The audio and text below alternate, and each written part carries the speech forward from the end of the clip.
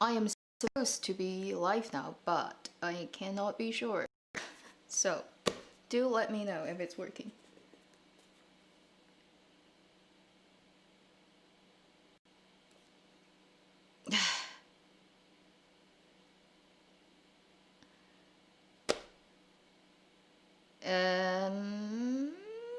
Why does it say error? It's so confusing. Like, wow. Okay.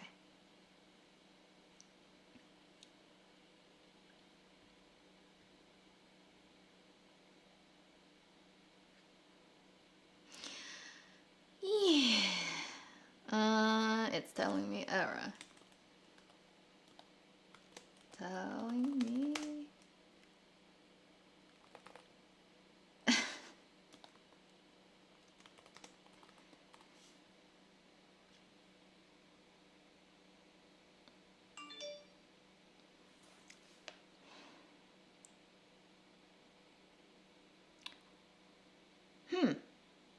It's so weird.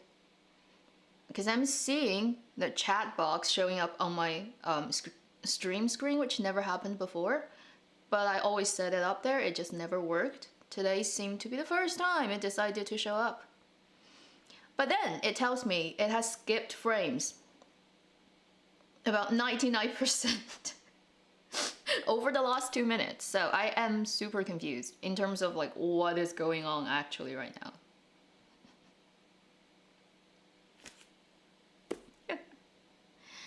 Oh, please don't freeze me at a weird frame. That would be really ugly.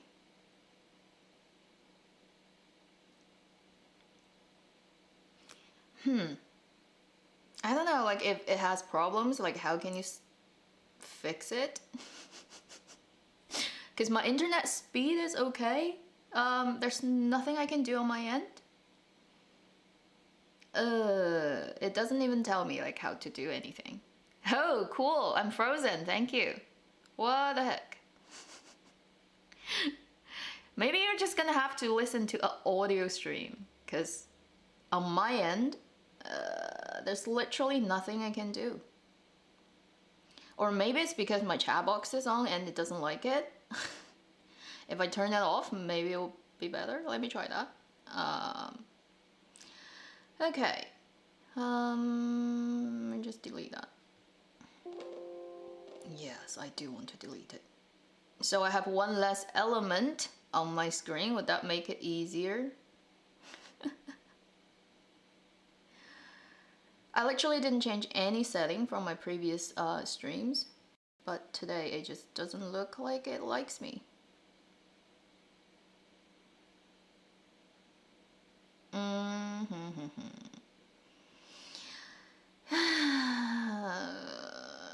Okay, excellent, no issue.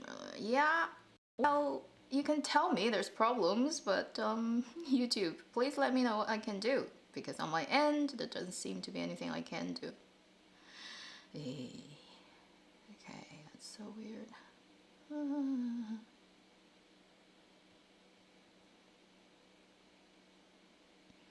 So it might be the chat box. My internet connection is very weird, because its download speed is quite fast, but its upload speed is pathetic, like really pathetic. Okay, finally I'm moving. Thank you. It's good to know. So not putting any cool gadgets and stuff on my screen is a good idea. I mean, I already stream at 720, which I mean, I can, like my camera can stream 4K. It's just my internet will not allow that much data going up. So, hi everyone from wherever.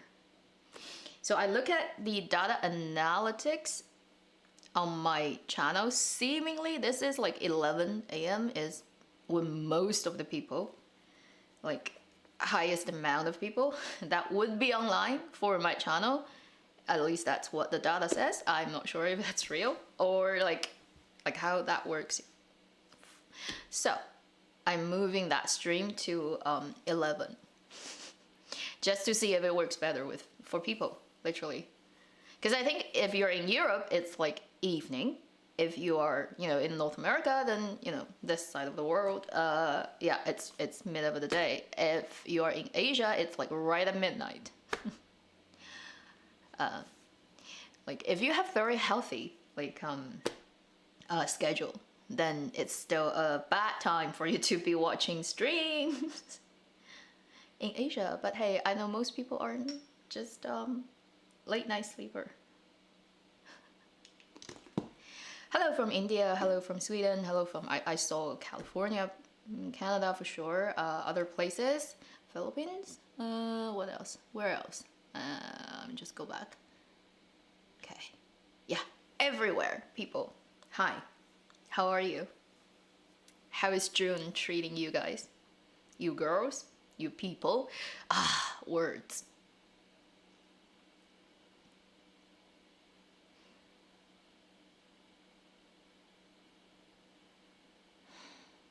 Yeah, midday.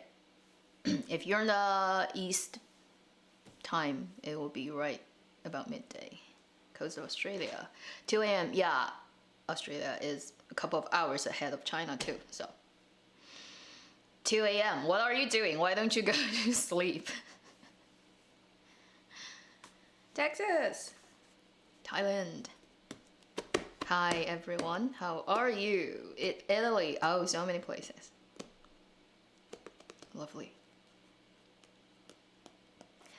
Yeah, so basically I'm trying to do a stream every month. I think it's a sort of good frequency for me. Just also make my life a little bit easier because I can skip making one video 1 week. Like making 3 videos a week is just quite crazy. I've been sticking with it mostly, right, apart from 1 week since the end of last year. Not sure if I ever going to be able to continue this for like super long, but yeah, this is my way of unload a little bit.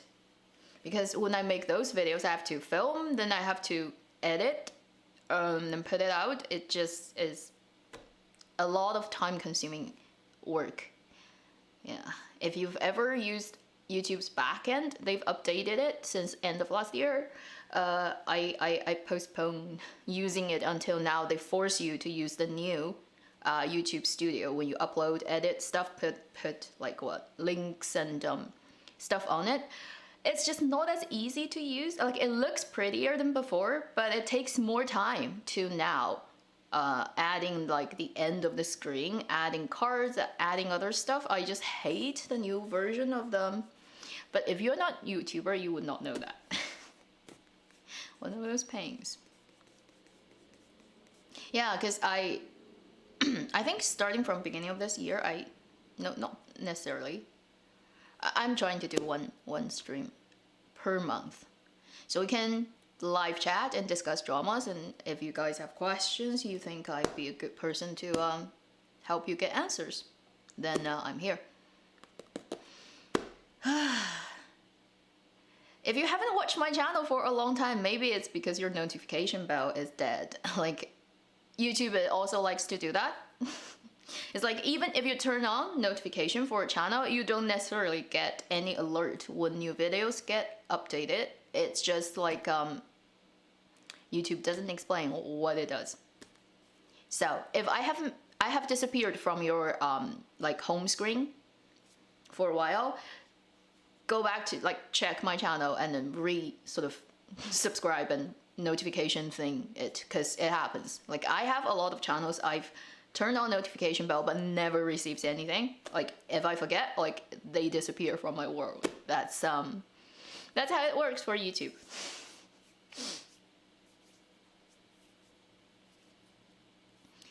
Okay, let me look at the stuff people have written. Cloud Milky Way. My store can be available. It's just like if you're outside Canada and US, you can only get it through snail mail, which is not a guarantee that you can get it, depending on like your local post service, how reliable they are. I've been wanting to do that since last year to be able to provide trackable shipping, which can only happen if I move to a different city. Right now here in Winnipeg, it's just not available. Like, no way I can get that happen. I have to either move to like Toronto, Calgary, or Vancouver, really? Like that's, and somewhere in Quebec, which definitely is not a place you want to go right now, because Quebec is the hotspot of coronavirus in Canada. And I can't speak French. And I'm already like, I've already learned 2 languages, it's enough for me. I don't want to do more. So I am limited to only a couple of cities here in Canada if I want to do that. But now, this year, it seems like it's impossible to go anywhere. I am stuck at home. And I should be grateful already. So, that's just the situation. So if you're in like, you know, like everywhere else outside of these 2 countries, you can still get my stuff, but maybe you should just make small orders so that you don't lose a lot of stuff in case your mail service just doesn't do their job.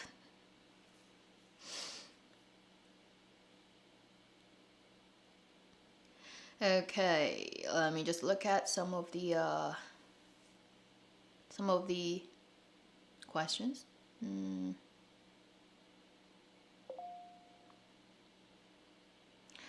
I don't think my voice got quieter. At least here on my meter, it says it's okay. Do let me know if I get stuck or something. Okay, quickly look. Yeah, Romance in Tiger and Rose comes out next week, the video, like I review, because it hasn't really officially finished airing, although I've already seen the ending. The thing is, if you don't pay, you still have 2 episodes to go on Tencent. So I'm gonna keep until like it finishes airing, then I put out the video. My favorite Chinese drama of all time, awesome, Lysianthus. It's very hard to say. I don't think I would ever do a favorite of all time. I am 大猪蹄子. I'm big pig feet, which means I like stuff, like too many stuff, too many dramas, and like I would not pick a favorite. I'm too greedy to pick one.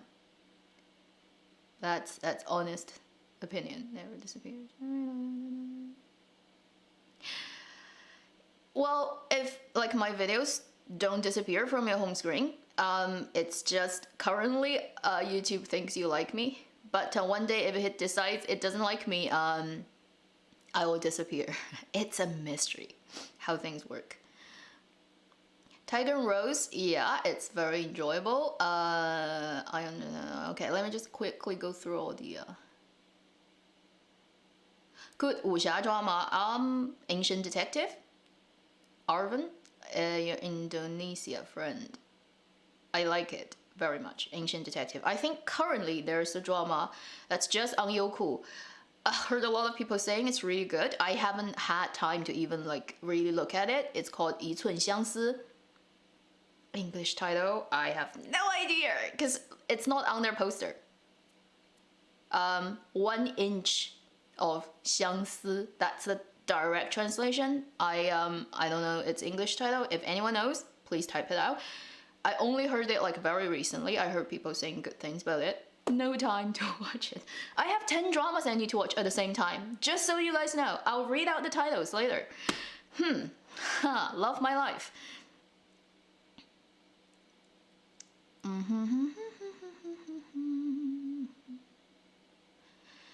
Ash of Love, you are very late to the game. You're still watching it now. Winter Begonia references. You're welcome. Hi from Mexico. Yeah, Beijing Opera is really cool. I have to admit, I also got more interested in it due to the drama. But it's just so complicated, and it's like not ideal trying to learn it when I'm like 10,000 miles away.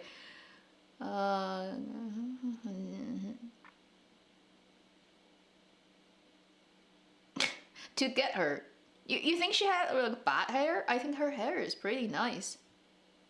It's a very similar setup with Tiger and Rose when you think about To Get Her. It's just like the script now. The script thing is the game thing in that drama. And even like the female knows, but the male lead doesn't, is like the same. What dramas most excited about? I really like Trident. It's so funny. How old are you? Wow, that's very straightforward. Can you guess? Spiritually, probably like 1,000,000 years old. I don't know, because spiritually, human world's time doesn't count. Maybe I haven't even been born yet. Time does not matter. Time only works in this dimension. Once you get out of it, it's a totally different game.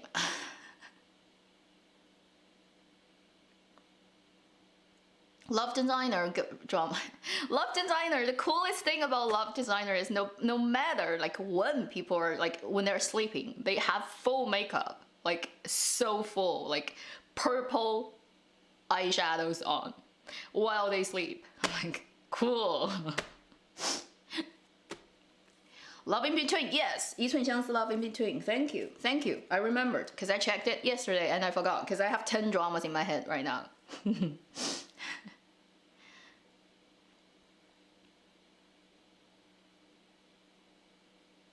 妮妮 and Shishi drama is still filming, so when it comes out, I'll definitely check it out.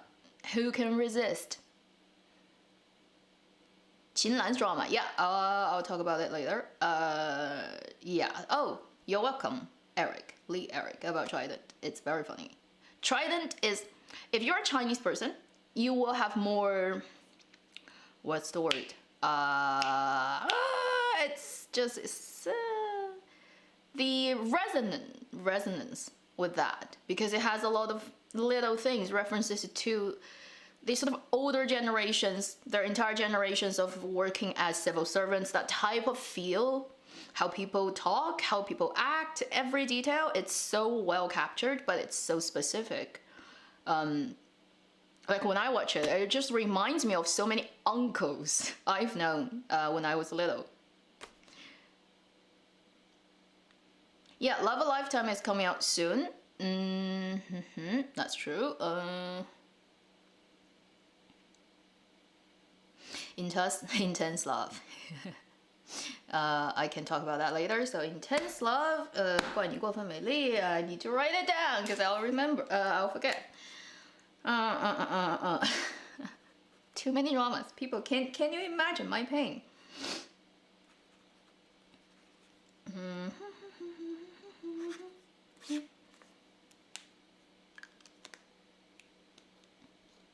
The wolf will finally be realized. I have no idea. I think they're not putting it out due to the fact that yeah, the obvious reason, right? So I don't know. We'll wait and see. Why are Chinese dramas so long? To make money. Because dramas are sold by episode. Per episode, how much money? That's the copyright. How it's done. So if it's a 20 episode story, you're gonna blow it up to 30. So you can make the money for 30 episodes.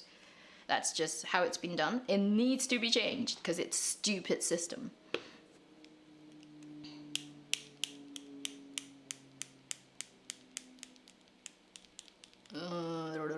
Okay, so how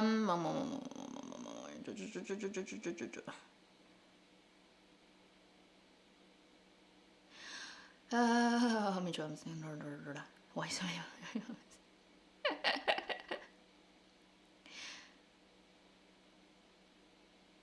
Okay, so I first let you guys know how many drums are in my head. Either I'm watching right now, I need to watch, or it will come out soon, and when it comes out, I have to check.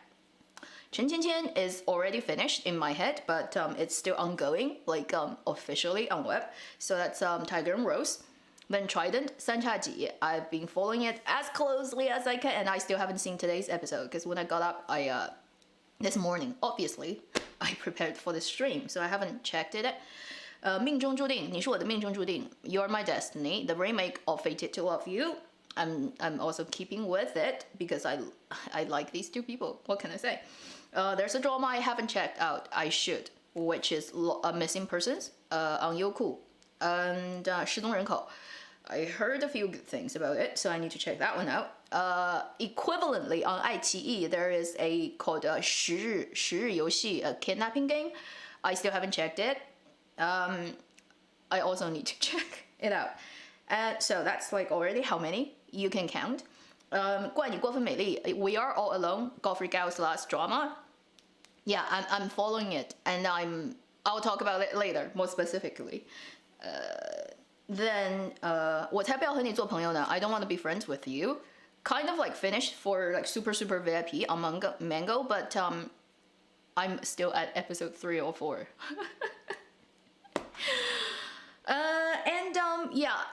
The Love a Lifetime comes out very soon. I need to check that one. The 8, the 民国奇人 comes out very soon. I need to check that one. 一寸相思 is already a Love in Between on Youku. I still haven't watched it, like not even clicked to open it, but I've heard good things. I need to check that one. And I actually have seen Intense Love already, like the whole thing. I've already talked about 11 dramas. Yeah.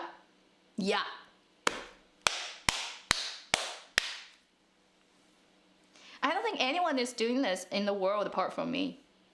I feel very lonely. Because other big account of drama reviews on Bilibili in China, they're all teams. You know, like... they are all like multiple people's working team. Like, how can a person watch 11 dramas within like, what, 2 weeks time? Chinese dramas. Like, how does that work?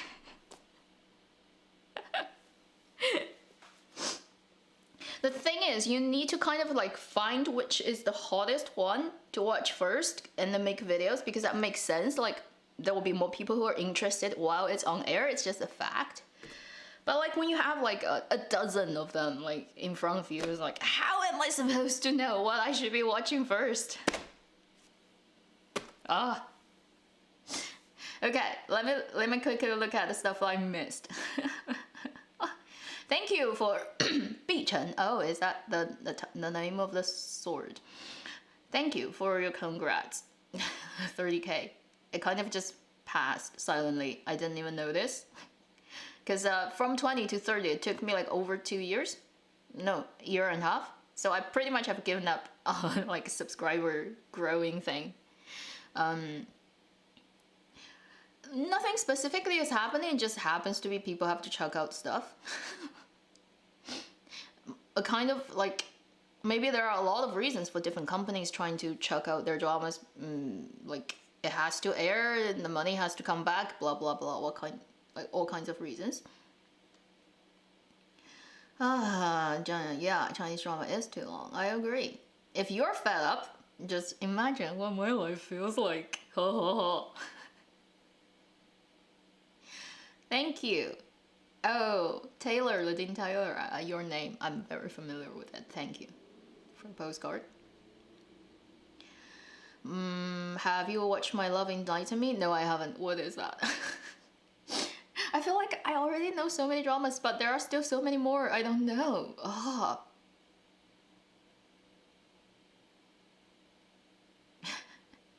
Feng Yuanzheng. Oh, somebody asked about the actor Feng Yuanzheng 提出演员评职称, which is like 职称 is a Chinese thing. It's like in a sort of like civil servant ranking thing. Like he basically had this put forward to Liang Hui and saying that should actors be having that rank? Like how many years you've worked, you get that ranking, you know?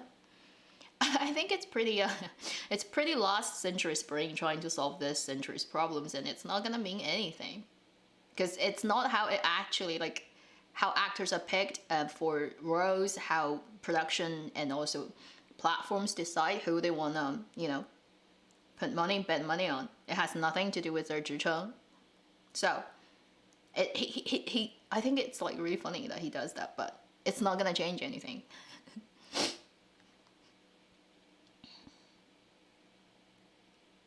Okay, I'm trying to read through. Okay. Marked out.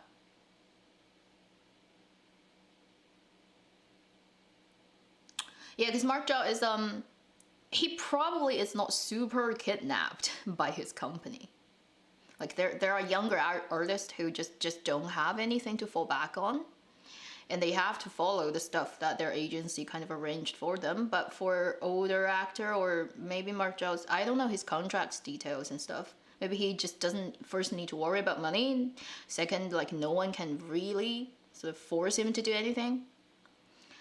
You know, like not everyone has that freedom, unfortunately. I don't have that much time. Like you guys, like I watch dramas in the most weird ways. When I'm cooking, when I'm doing other things, when I'm like, I have an iPad that's like on, apart from when I am asleep. Oh, even when I'm taking showers, dramas are going on my iPad.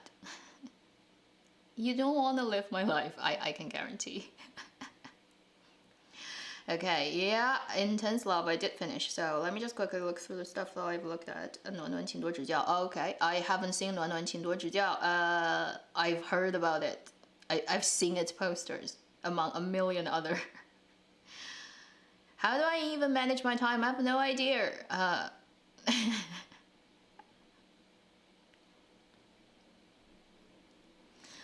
16 episodes would be nice, like how they do Korean dramas, but in China's market, it just doesn't work. Unless the entire market decides to change at the same time.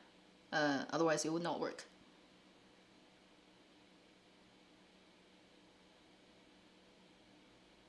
Xiaozhan and Wang Yibo reunion? I haven't heard about that at all. Wang Yibo is filming the police drama right now, so, and then he has the entertainment program 街舞, street dancing, that he needs to film, I think, in July. So at least in summer, there will be nothing happening.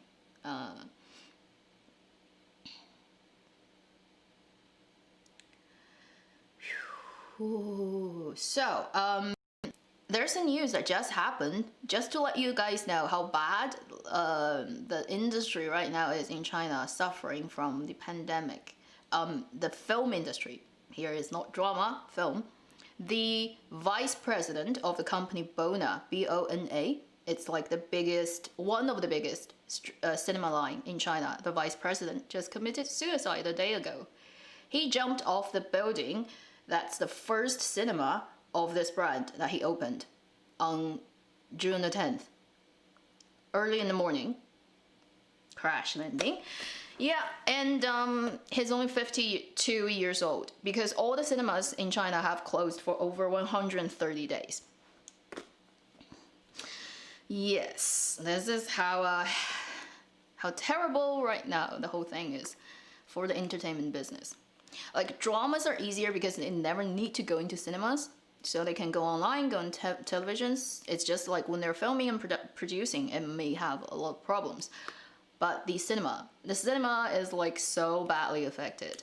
Yeah, the vice president, his name is Huang Wei, and surname Huang, given name Wei, which is exactly as Shen Wei's Wei from Guardian.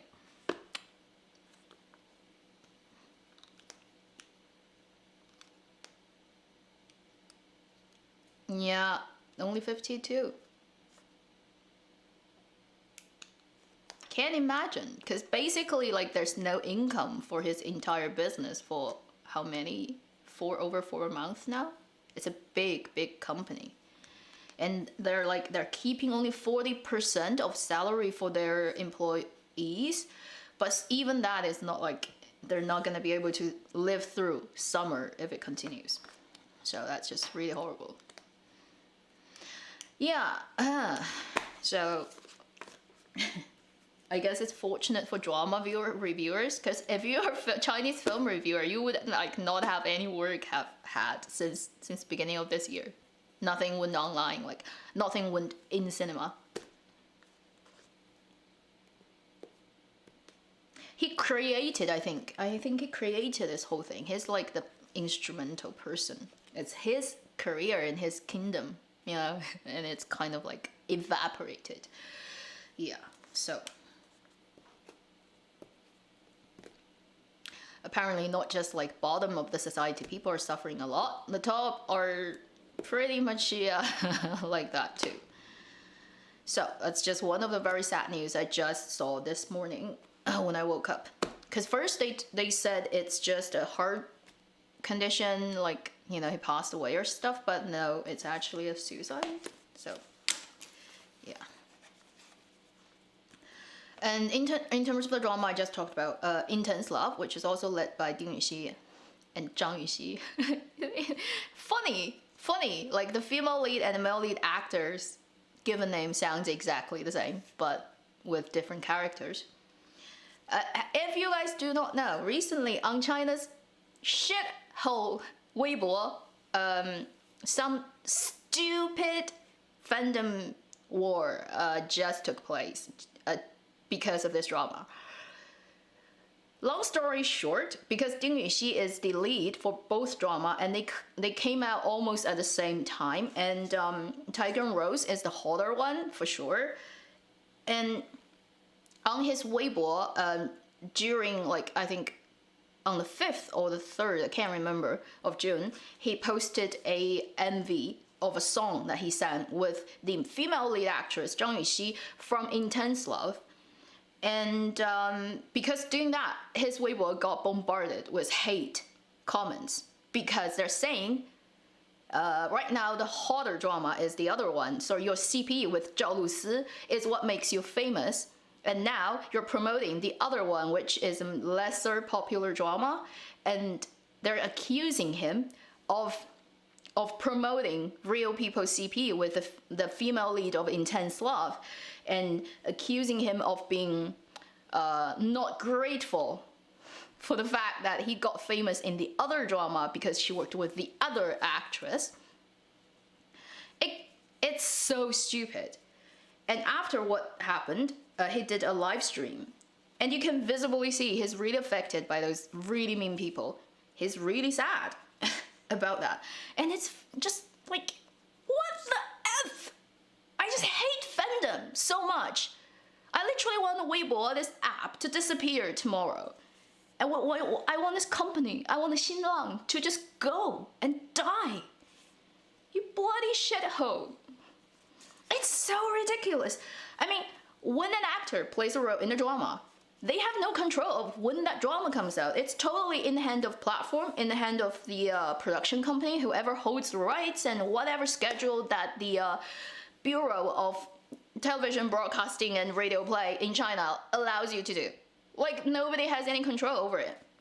So when his drama, 2 dramas came out at the same time, like, it's not like he can do anything. And when actors do those dramas, they would sign contracts which would list, when the drama airs, you need to do XXXX to promote. Like, you have to collaborate with whatever we decide. Oh, thank you for super chat, Yomo.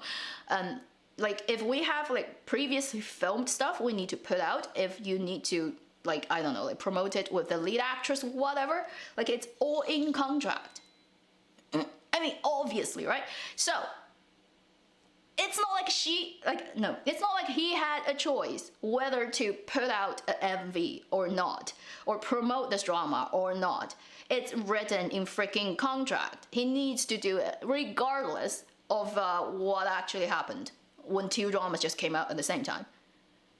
And those stupid people just have no idea about how the industry works, and they just, like, so mean. They're so mean. If you look at, like, his Weibo and how many, like, hate comments are there, it's just, like, disgusting. These people are just, like, unbelievable.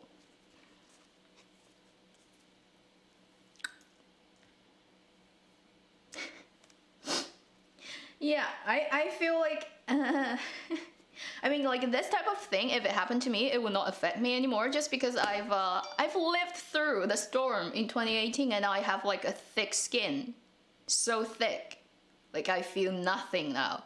Like, it's so easy when you look at, like, how they use words and how they write stuff. It's the same thing repeated again and again and again. And how fandom, what they call 虐粉, 洗粉, 固粉, like all those stupid words, you're gonna come across in the drama, or We Are All Alone. Yeah, so we're gonna naturally going to talk about the drama that looks at the effed up entertainment business right now in China, which is Godfrey Gao's The Last Drama with Xing Lan. I'm gonna make a review on it soon. And I've also managed to got in contact with a person who works at iQIYI. So in that video, I think I should be able to offer some VIP subscription for the international iQIYI app for some of my audiences. But exactly how that might work out, I'm not sure yet. So that drama right now has aired how many episodes? 14? I can't remember the exact number. Anyway, I've seen them. And that drama is Qinlan is playing an 艺人经纪人 manager for an artist, and she basically has a super hot like traffic actress on her hand, and you know like how stuff are done behind the scenes. So this whole drama looks at how dramas get signed to different actors, the game theory thing between the platform, the production company, artists, agents, fandom. So if you're interested in the weird way of how things work in Dramaland, you can watch We Are All Alone, 怪你过分美丽, and you will get a better idea, and you will be familiar with a lot of vocabularies once you've watched that drama. So now in the future, if I talk to you, even in Chinese, about some of those terms, you will be fully aware of what it means. So it's a really interesting drama because I don't think there's another one that has this theme and really do look at the ins and outs of how things gets done. And it's pretty well written. Like it's not like floaty, super floaty and not realistic at all. There's dramatization of it, but a lot of the things that drama shows does happen. And it's very common today. So I would highly encourage people to check out that one. Okay, let me just catch up with some of the comments that I just missed.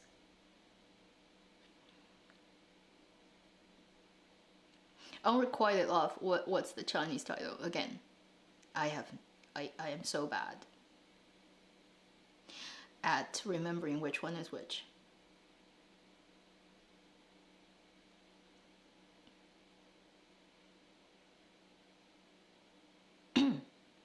Yeah, Ding Yuxi needs a really good agent, needs a good manager on his side, and somebody who knows about how to navigate. Very sad that have no direct contact to this person. Because I can share my experience with, and they will have it worse because they are the in front of the camera people.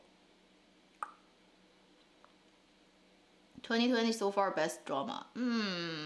Hard to say. It's really hard to say.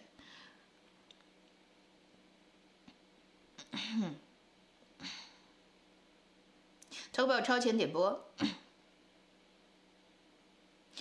I'm not quite sure how it works for international audience. Does it work the same? Like you pay for each episode that you want to watch before the release date? If that happens, it's just like I've said in previous videos, right? Each of the platforms are so in deficit every year. Like they lose hundreds of millions. So they're desperate. They're literally desperate for cash. That's like the only reason why they're doing it. I didn't finish Royal Nivarna. I know what happened. Like I know, like I kind of clicked open every episode and took a quick glance and felt like psychological torture. So, 橘生淮南, there's so many versions. I already forgot how many versions there are. There are 2 already, right?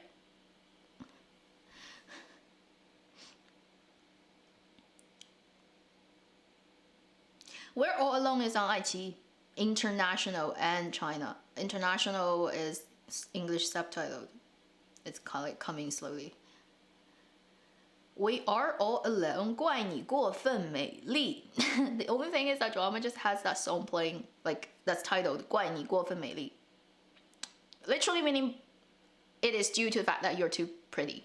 Like I'm blaming on the fact that you're too pretty. That's the That's the title. And that song, 怪你过分美丽, is like played at least 3 times in every episode of that drama. Now I can sing the whole thing now. I hate that they do this. It's like they have no money to make a second song. They just replay this song over and over and over and hammer it in your head. I don't know if Xiaojian is on Joy of Life. Like, Joy of Life 2 will not start shooting until the end of this year, so still a long way to go. Anything can happen. It's 2020, people. It's 2020. Would we still have a planet by the end of this year?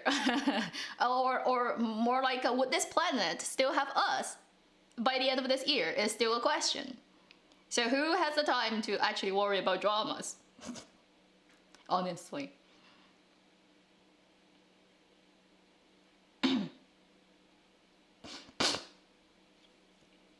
Chinese drama needs a huge reboot in terms of how things gets done. Not literally, like, there are a lot of talented people. It's just how things are done right now is so not friendly to creating good work.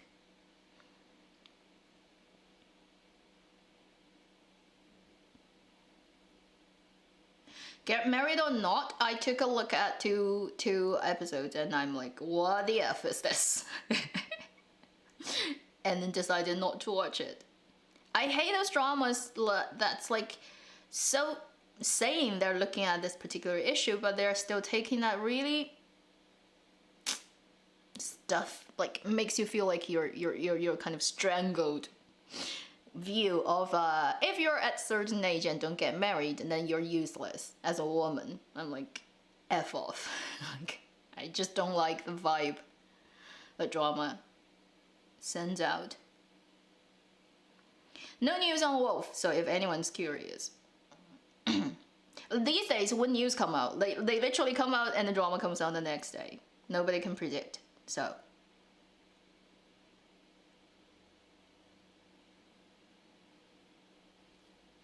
Yeah, good idea about like doing lyrics translation for song. I do actually have a couple of songs I really like their lyrics. But I have to figure out a way to do it without causing copyright strikes. Maybe I have to sing it. Oh, that would be really hard. I need to like practicing that like for 3 months before I dare.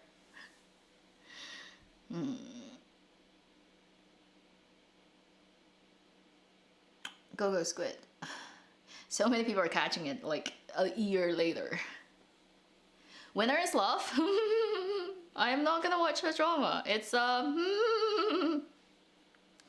honestly, like, even the people within iQIYI are like, yeah, we know this drama is too tropey. It's from them, so it's just no one is blind. A drama is too tropey. It has a lot of weird like, its lens is really weird. I don't know what they did with the cinematography. When you have those like expensive like really sharp lens, as what they say, your background and foreground separation is very high, that type of lens, but they use the lens that separates it a little bit too much. It's like the entire background is like a blur of color. You can see no detail at all, and the lens creates weird distortion of the light in the drama. So whenever there's a close-up, like about that range, you see the background, it looks extremely, almost dizzy for me. I don't know what they did, but that's just one technical aspect. And the other things about plot are just like so ridiculous. There's no logic in that drama. Like, nothing happens following like reasonable logic. It just happens because the writer said so. I hate that type of writing, so I'm like, nope, nope, nope.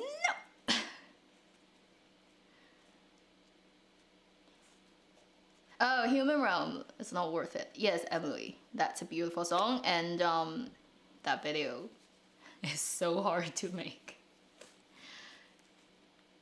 I love Chen Xiyuan too. I still think it's one of the best of its genre. Probably better than 3310. That's how I'm gonna call it. Goodbye, my princess. Here and there, not the whole thing. Like at the beginning, a little bit of middle, a little bit of the end.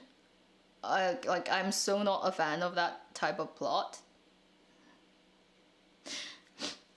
李狗子，你去死吧 ！Basically, that's what I want to say.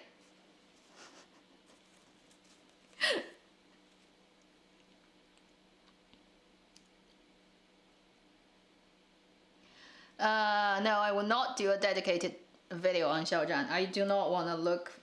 I do not want to get that kind of attraction. Because if I just do any video about Xiaozhan, I know it's gonna get like super high clicks. If you go and look at how many views of that video I did earlier, you understand. Like in terms of like getting traffic, yes, but I'm definitely not gonna do that because I don't want to look for trouble. People like fandom is crazy. People are crazy in fandom. Murderously crazy. So not gonna get myself into any, like I'm gonna stay away from Xiaozhan topic as far as I can. It's just an abyss, a black hole right now. No, not getting anywhere close. Not worth it. I have too many dramas to watch. I have no time. Hao Yixing, it's still filming. It's only just started filming, so it's a long way to go.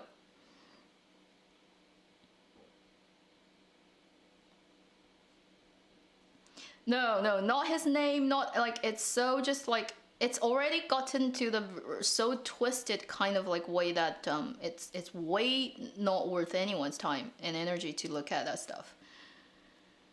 Whew. I don't want to be friends with you. I heard a lot of good things. I just still haven't time to go into it. And I heard the ending is a little bit like made a lot of people feel really disappointed. I haven't seen it yet, so. Yeah, I guess maybe it's because I've also seen too many school-based, like high school-based dramas in recent years. I am kind of so numb to it now. It's very hard to do a high school drama and hit me, you know, like get me. I'm personally too moved on from it. It's very hard for me to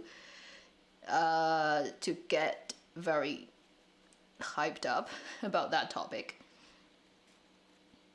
Life Under My Skin, I still haven't seen it. I know, I talked about it, right? Huh.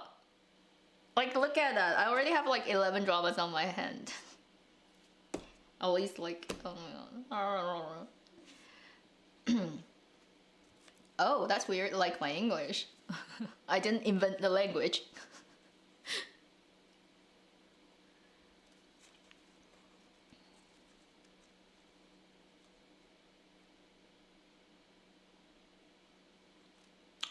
Yeah, Zhu Yilong looks super skinny, but it may just be that Ro needs it, or he just lost his weight, because it's very easy apparently for him to lose weight.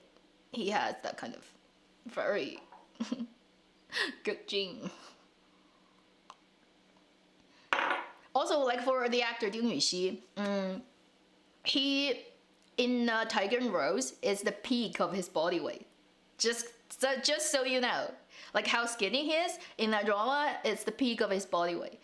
He filmed that drama first and then filmed Intense Love later that year, last year, and in the Intense Love he's even skinnier. And right now he's like even skinnier. I was like, if he keeps losing weight, he's gonna look like a skeleton.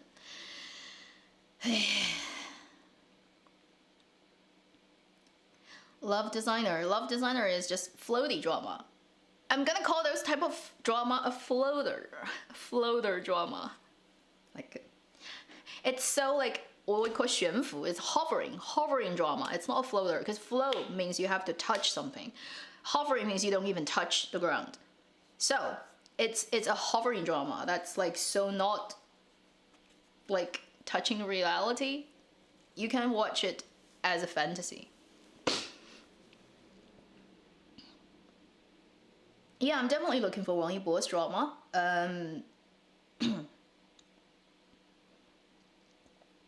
Yeah, I can eat a lot of spicy food.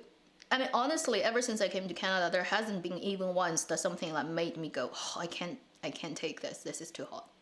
Never happened yet. Yeah. So that gives you a good idea. No Thai food, no other Mexican food. Got me.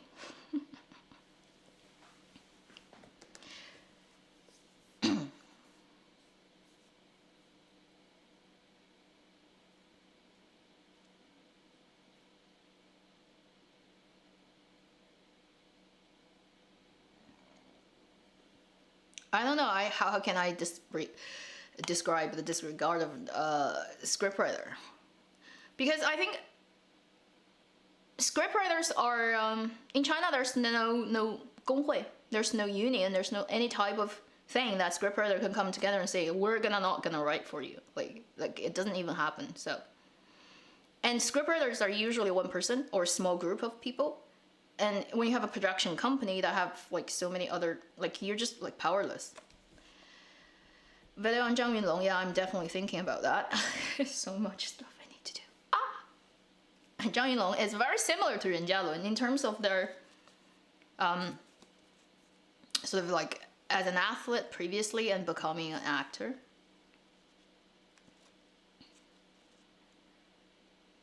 Qu Chuxiao, do you mean? Well, he's kind of like wrapped in scandal right now, so he's like low profile, super low profile.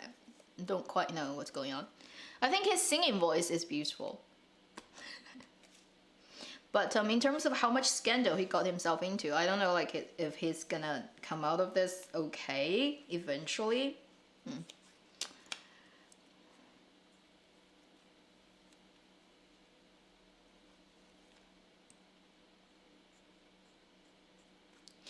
Yeah, so if anyone continues asking me about favorite dramas, final answer, don't have one. Too many. I am too greedy to just love one. If you've never tried 小面 and mala, it's difficult. Yeah, it's numbing. Like the red pepper works very mysteriously. But if you love it, it's the best thing. Like some people hate it. I will literally pick out those red peppers and chew on them. That's me. I cannot live without it.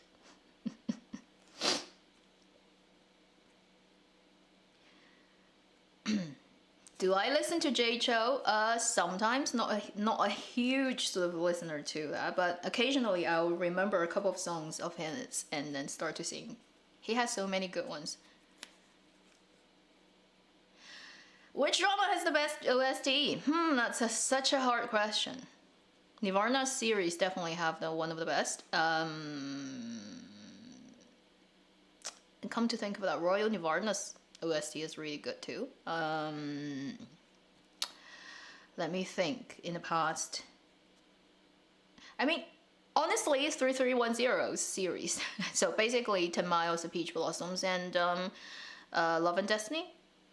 They wrote like what 50 OSTs, something like that for each drama. It's like crazy amount.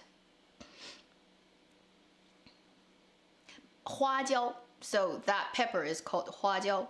Literally meaning flower pepper. But there are two types. One is the red one. Another one is the green one. Green one is like not ripened yet one. It has an even more sharper kind of taste. Ren Jialun's drama, when it comes out, I will. The other day after I made this video about him, I finally dreamed of him, but in a very weird circumstances. So, under very weird circumstances. I hate preposition. That's the other thing I hate about English. One is preposition, one is like tense, and also the agreement of verb.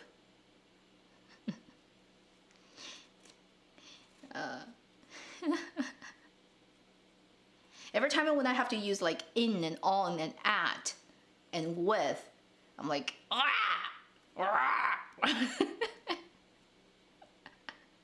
You know the whole thing, like the kid is in the tree or on the tree as a grammatic question for English learning was a pain.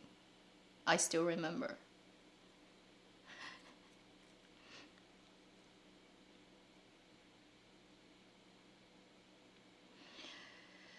Yeah, Chen Qinling's OST is okay. It's not my style, I have to say.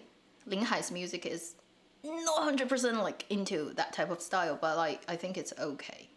Just personally, not my favorite. And Plural, yeah, Plural is so unnecessary. Oh, it's kind of like, is it like Frozen again? Because I just saw a whatever. Princess Pearl.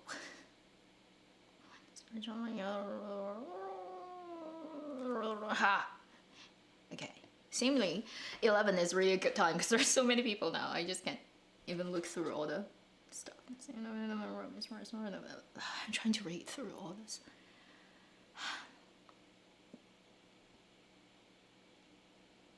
Emily, yes. I mean, there's so many classic scenes in Nirvana and Fire, both Nirvana and Fires. It's just like period drama quality, and really there aren't that many that can compare to the Nirvana series. Maybe 大秦帝国, but 大秦帝国 is a historical, the Qing dynasty. What else I need to talk about today? Let me think. Oh, I'll quickly mention Intense Love. I'm not sure if I'm gonna just do a review on that individually. I did watch through it, although not like staring at the screen all the time, but I did listen and watch through that drama. It is another hovering drama. So Intense Love, Love Designer, also like Love Advanced Customization, depending on how you translate. Both dramas are hovering dramas, super hovering, but it's fun. Like, if you look at it as a romantic fantasy, it's pretty fun. Holy, so many chat. I have a group on my WeChat that just told me they have like over 100 messages I haven't seen. Oh, yeah. So Intense Love, super hovering, but it's really cool because these two people are like really good looking, and their pairing is quite fun. It's just like it's not anything to do with reality at all. No doctors can work and still look that dashing all the time. Oh, and also in China, if you are a doctor, if you wear your white coat, you have to button it up. You cannot just open it and just look cool. It's against the rules. And doctors don't get that kind of cool big offices that just has himself in it. And he's only 28 in the drama setting, and he's already 主治医师, which is 主治有主任, which is impossible, okay? My mother is a doctor. I know, like, at what age she got to her position. Like, it just doesn't work in reality. Like, when you're 28, you probably just finished med school and residence.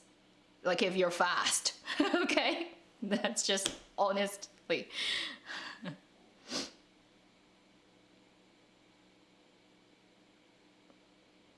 Chinese entertainment industry.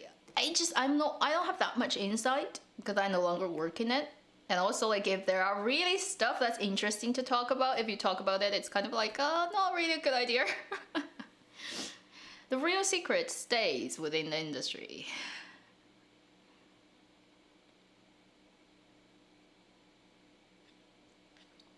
Ashes of Love, did somebody say? It's too long. It has too much watered down content. They shouldn't have allowed the supporting roles to got that much screen time, honestly. Nirvana in Fire, yes, it's kind of a BL novel, yes, the original one. But it's not really, because even in the drama, it's just like they're very close, but they are not explicitly, because they're relatives, they're cousins. When you think about it. 梅长苏安靖王.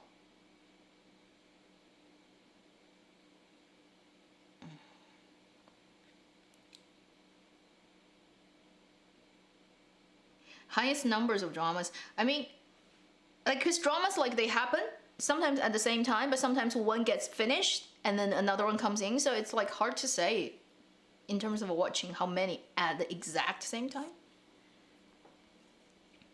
But I mean, the amount I watch is just ungodly, and I don't wish it on anyone. So what else do I need to mention in this stream?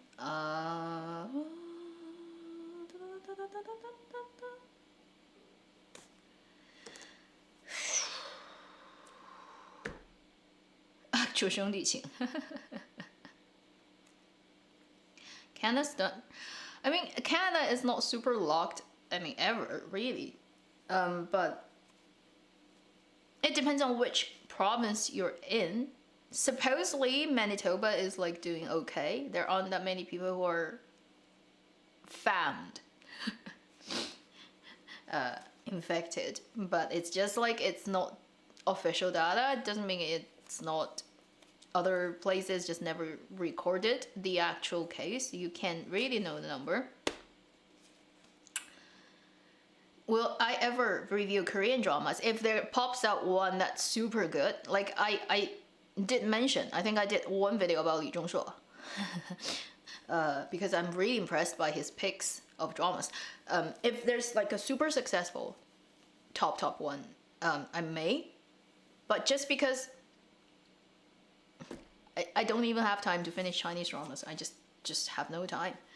Also because when I watch Korean dramas, I watch it as an international audience. I do not have direct sort of understanding of language and stuff that's like very, very local to the culture. I mean, I may know it a little bit more than, say, if you're from the West and you've never exposed to Asian culture, because a lot of words, a lot of stuff people do are very similar in Korea as opposed to people in China, but still, it's like, it's a foreign language to me. I know there are a couple of really successful dramas this year from Korea, but Crash Landing, yes, the Itaewon Class, I've heard about it. I just don't have time. I only have 24 hours a day, people. Like, there are things I can do and things I definitely cannot do. Thai drama, I have no time to watch, honestly. I've seen snippets here and there. Thai drama acting and style and stuff are pretty interesting. It's like their own kind of world.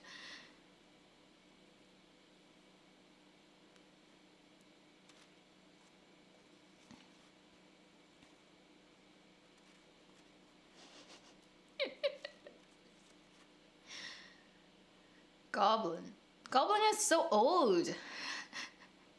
It's not this year's drama. It happened in my head a million years ago. I've seen it. Like most top ones, I've definitely seen them all. So like, do not think I don't know what's going on. I do. I just like, my channel is like Chinese drama only. I have no time to juggle other stuff. The World of the Married. Yeah, I know. I heard about that too. It's like, wow, it's so good, so good. And then people were like, what the F happened? One of the biggest, the Lanwei, right? Broken Tail drama this year. This year really does have too many Chinese dramas. Quick mention of a couple of new things that will show up in my shop shortly. I still haven't categorized them and then figure out their details to put on the shop, but I want to show you guys. So I started to do those new types of stickers. I think they're really cute, but they're smaller. So my old kind of stickers are 4x6, so they're about that big, right? Look at my face. Size comparison. And then those new ones are baby, but they actually have like a lot of stuff on them, so they're very crowded. So you can see this is 3 by 4.5 inch. Okay, so this is 4x6, and these are like planner because they're super tiny, and so you can stick them on planner and it should fit into most of the those square boxes and stuff. So I'm gonna put them on, and they're very cute. I really do love them. I can show you a couple. Let me just, this is Titan Rose, Untamed, Guardian, and what happened to this one? Okay, some functional ones.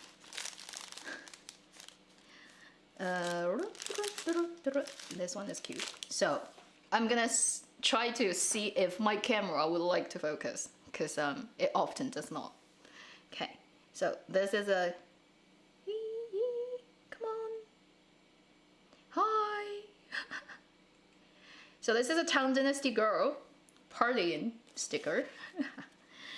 That's like Chinese traditional money kind of bill sticker. It's a Guardian sticker, like Guardian inspired, but it's about grocery shopping and cleaning. And this is like sports, but untamed. So meditation and sports. That's study and sleep. So that's 10 miles of peach blossoms. And this one is not specific, but it's tiger and rose. Okay, focus. Yeah, that's in good focus. So they're very small. They should work better than the those head ones. So this is the usual size ones. That's tiger and rose too. So I have these stuff that I will have to individually put on. Also, since I'm blurry already, I probably will also do these bigger sticker individual ones just for the lead roles in dramas. Slowly and gradually. I have too many. So this is like, can you tell who he is? It's not Wei Wuxian. Okay, so it looks very similar, but come to think of that, the actor Wang Yeyang actually looks a lot like Xiao Zhan. Can we be honest? In Ancient Detective, they look like 80% the same. They should play brothers if it ever allows that to happen. And I also have those individual ones for. So I'm still blurry. Sorry, because focus is complicated for my camera. So that's you know who they are. So basically, this is like the actual size of the heads I draw for those sheet ones, but I make them bigger and as individual ones, so they're like more for the like whatever computer. And then I have these two people. You definitely know who they are. In focus. So, okay, now trying to make my camera focus on me again. Good. So I have a lot of stuff, and also those metal bookmarks. I will try to put them up as well, and then also make trackable shipping available again for Canada and US. So that means I'll have to go to post offices, but hey, we just have to, right? I've got to eat. So those metal ones will also go, become available. They're really nice, but they are a little bit sharp on the edges because it's cut out of a sheet of metal. It's not super thick, so there's no way to make it not sharp, I guess. Whew. So compare Romance, Tiger and Rose, and Intense Love and Looking for Death from the drama fans. Because Ding Yuxi is already being attacked. If I put those dramas in comparison and make a video, I don't know. Like, would people just VPN their way to YouTube and try to kill me? Because they definitely are very nasty to Ding Yuxi, and he's the lead actor. What would have happened to me? La Tai, if you know the word. La Tai. Literally means raise one by stomping another one down. I would be considered to be a criminal in the fandom's opinion. I don't think that they're comparable because they're very different. One is like more like a romantic contemporary drama that's really just aimed at romantic storytelling. The other one is the more goofy, not taking itself too seriously to begin with drama, and yeah, they're very different in terms of what they're trying to achieve. We would say intense love is older, like a more traditional romantic drama, contemporary drama. That's kind of like really old now. It's not like in, it's not very popular. The type of the genre, the way they tell the story, how hovering it really is. Whereas Tiger and Rose is often a very, like, not even like breaking the fourth wall. It's more like the wall doesn't exist. And the way it's, all the jokes are played out and stuff. So is there room? Yes, there is, but there's no small like these ones, because these ones I have to figure out sort of what function, because they're like planner stickers, so what function they serve as well. There really isn't that much you can think of when you do those planner stickers. So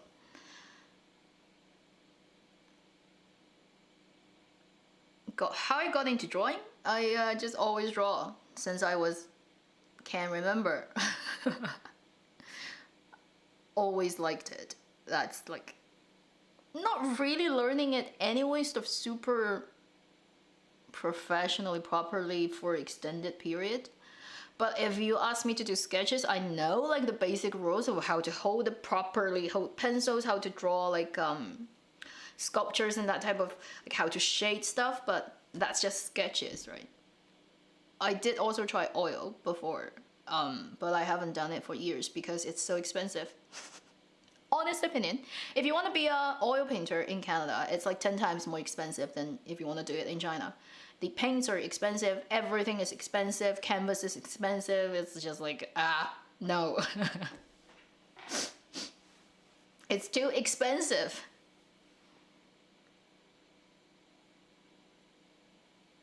Hi, Alan, the very familiar name who shows up in every of my stream. Thank you. Hi.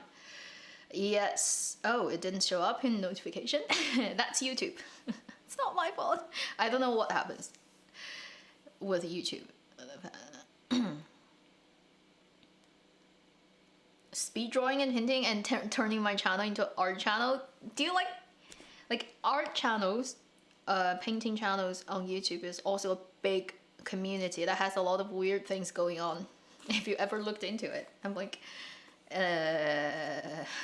would that be like asking for trouble? And I'm so not professional, that's the thing.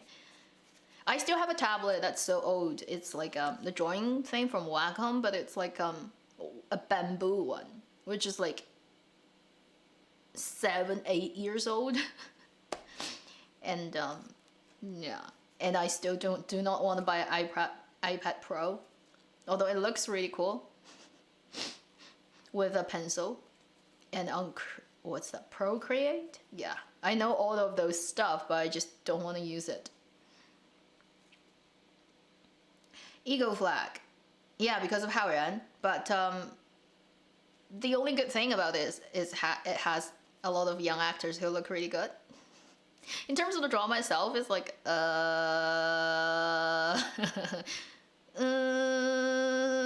phew. that's it's like its heart rate is not even flatlining. It's just flatlining and then.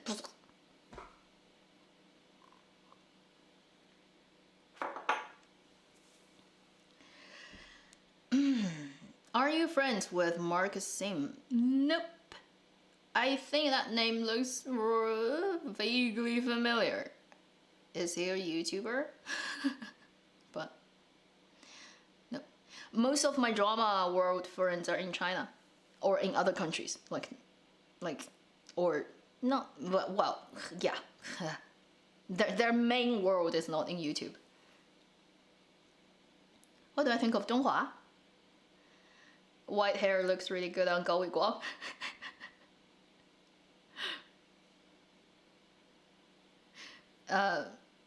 Yeah, that's about it.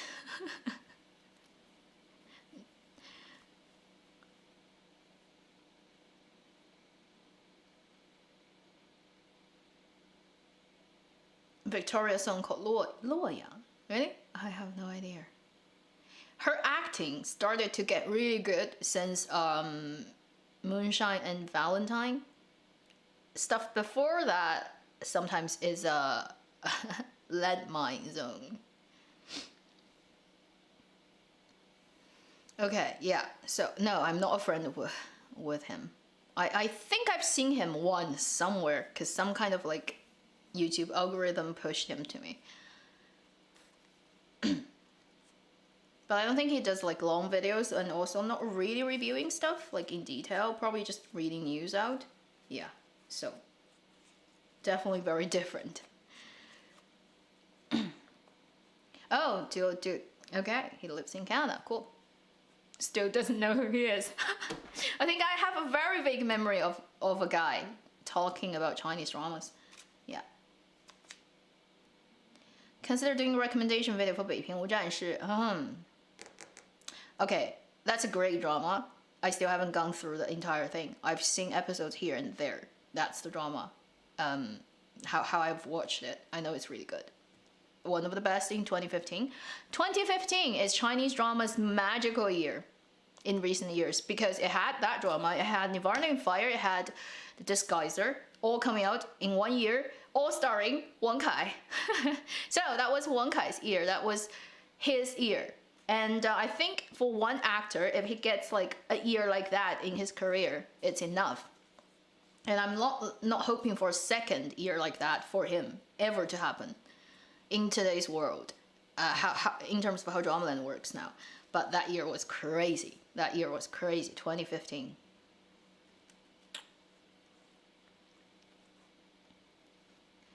Tianguanci Fu Donghua. I heard about it. No, I haven't seen. No.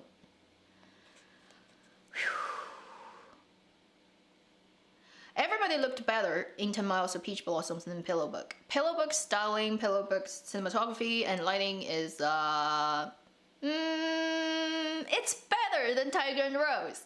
Is that is that like a good thing to say? Tiger and Rose color grading person needs to be fired and forbidden to ever do any work in the industry. Oh my. Like literally within the same episode, two scenes can have different colors, and even within the same scene, when they cut the 正反打, when they cut to the actors, on this person's face and on that person's face, the color changes. It's like, huh? What the heck? Scarlet Heart, who didn't? It's like one of the most popular dramas ever.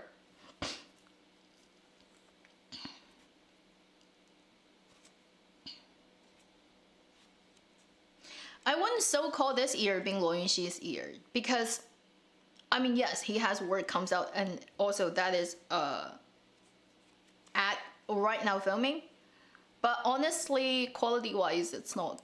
Like 北平无战事 is widely considered as one of the best dramas within the last 10 years or something. And Nirvana and Disguiser, we don't need to talk about that more. Like everybody knows how good they are. So in terms of quality, 乐场重火 is definitely, it's gonna die in the very quickly in people's mind. That's what it is. Although it gets a lot of clicks right now because both leads have a huge fandom, but like it doesn't mean the work itself is good enough. Later, if the Victoria Songs drama comes out and if it's good, still I doubt that type of drama is gonna get like super widely recognized as a good one. So in terms of quality, it's not gonna be anyone's year this year. I mean, even Ren Jialun's drama, if it, like I said, if the other three comes out this year, it probably still is not his year because they're also very unbalanced in terms of quality. Like if you manage to hit 3 top quality dramas in 1 year as one of the main, like 2 lead in 2 dramas and 1 main cast in 1 drama, that's like impossible now. When you think about like drama quality in general, starting from 2017 when I started this channel, I cannot even pick out like literally 3 dramas per year that I would consider, I would recommend to people no matter who you are, where you are, and what language you speak, and what dramas you've seen previously, like, you know, whether you're Game of Thrones fans or whatever, House of Cards fans or Sherlock fans or whatever, you know, like I can't even pick out 3 per year to recommend to people. It's the quality death of Chinese drama is very obvious.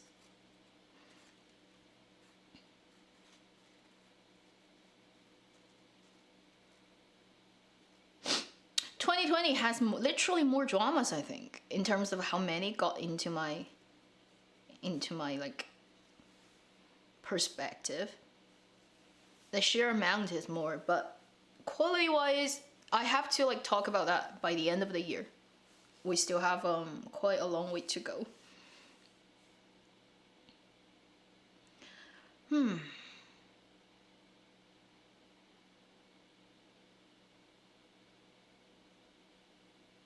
Any other actor, actress hit a magical year like Wang Kai? Not really.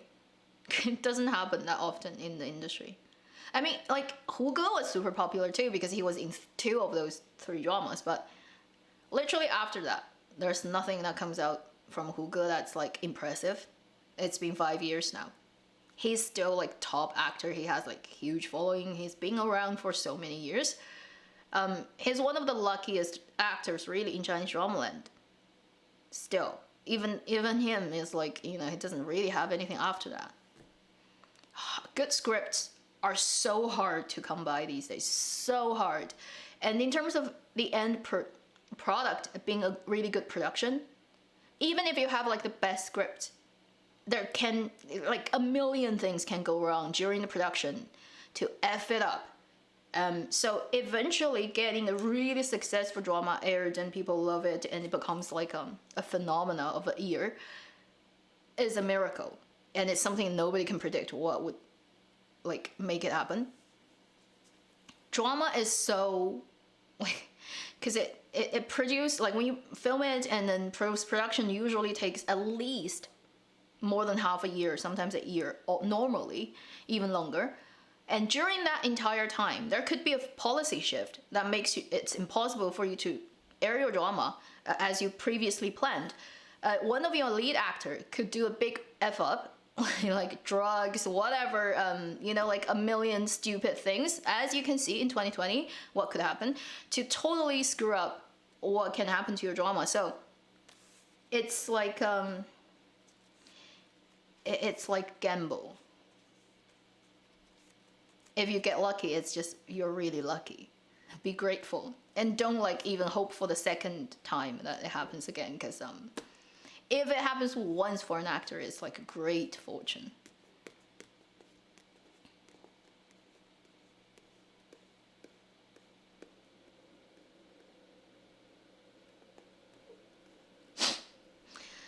British dramas are sometimes really cool. Some old dramas. Yes, Minister. So funny. Like, that's good script writing, right? Like every line, every back and forth is like, oh.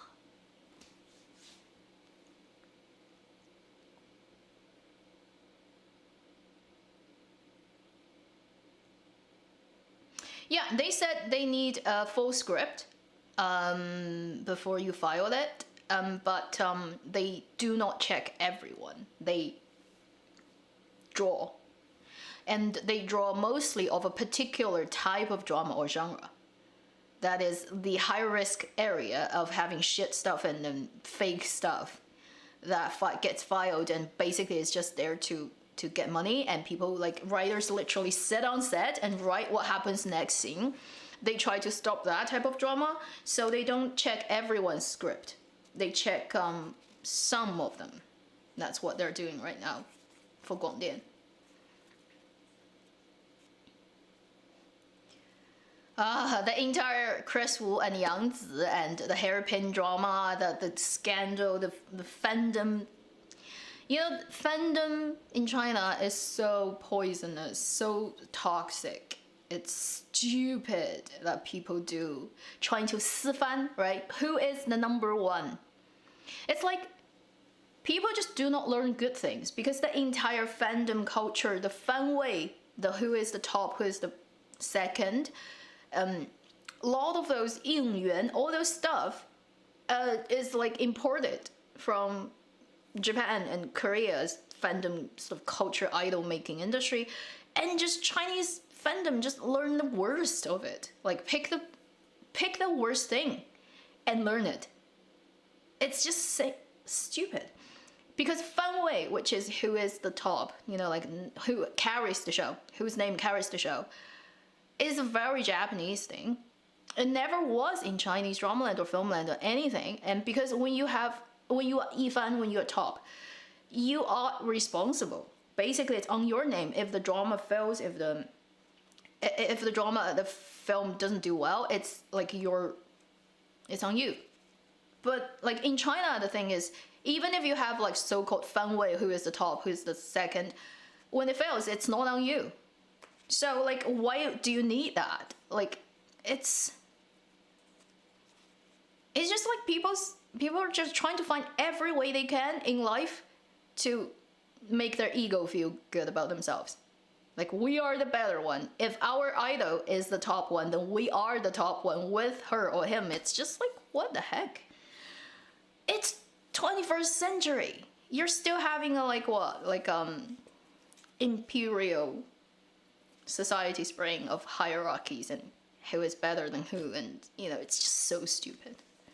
But this is what happens. Yangzi recently sent out a huge Weibo, yeah, asking people, please don't not watch this drama when it comes out for those reasons. It's a lot of people's hard work, blah blah blah. But the fact is, stupid fandom just does so many stupid things, and it's just too much.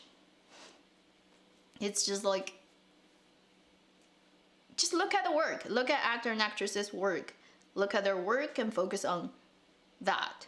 Why do you need to focus on anything else? It's just like, yeah, I don't understand. But this is Chinese fandom. Very stupid. Crazy.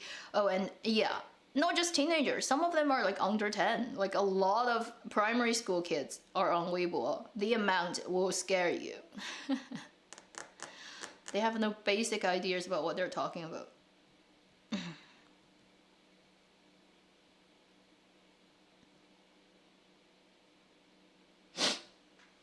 So many underage people who are who have access to smartphones, but who are definitely not smart.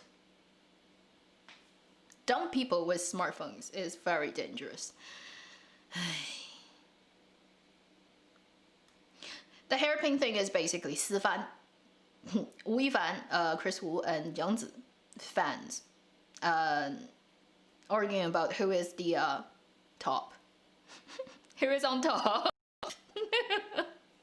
And also, they're saying they're changing the original story too much. They're adding too much whatever like scenes for one particular actor.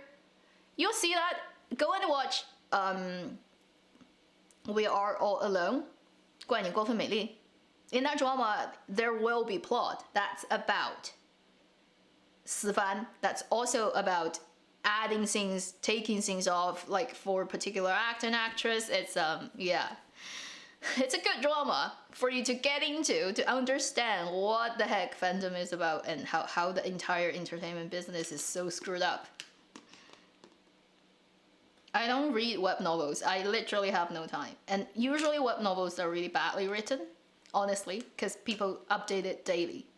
It just comes out of there without really editing and thinking through, and so it's like basically mental junk for you. It's just there to kill time.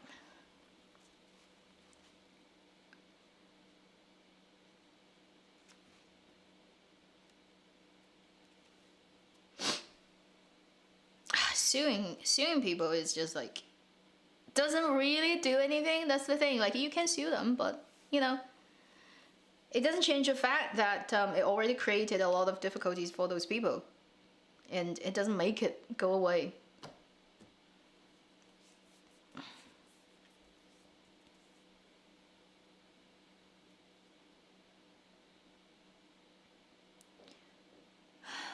Yeah, I wish those people, Emily, like imagine me without you. Great actor and actresses have no work coming out because they are not known. That drama is so lesser known in China, like hardly anybody knows. I find that very interesting. Good actors doesn't equal like you get exposure. honestly, most of the top, like most famous working actors today in China, whatever age group they're in, like probably not the older ones, right? Like Chen Jianbing, Trident age, they're already established. They kind of came out before the internet age. I mean, like ever since internet dominated life, all those top, most famous, getting most exposure actors that usually comes to your brain when you first think about Chinese drama land, most of them have like much better counterparts in the reality of the industry who do better work, who can act better, who are not actually physically less attractive in any way, do not get there at all and do not get exposure at all. It's honest opinion. A lot of the very famous actors are just like, yes, they're very lucky. Really, that's just it. They're good enough, they're good looking enough, they're also lucky. That you need all three. You can be very pretty, very good at acting. If you're not lucky, nobody knows who you are.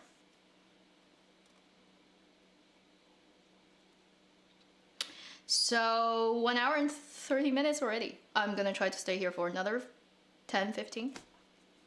So if you still have stuff you wanna ask me that I haven't answered yet, because I've seen a question like repeated a million times, but yeah. The rumor about restriction on BL is not sure. Like it usually is not something like we're gonna forbid the entire genre of a particular drama. Like clearly, it's not gonna never gonna say something like that. But if you're in the industry, you can kind of sense, or they'll kind of let you know what type of stuff might get restricted more in the future. So it's never like you don't have a law, you know, on a book and writes not allowed to make BL dramas. It's like one of those rumors is like 建国以后不许成精. After the founding of People's Republic of China, which is 1949, no characters who live after that can be a, is that demon?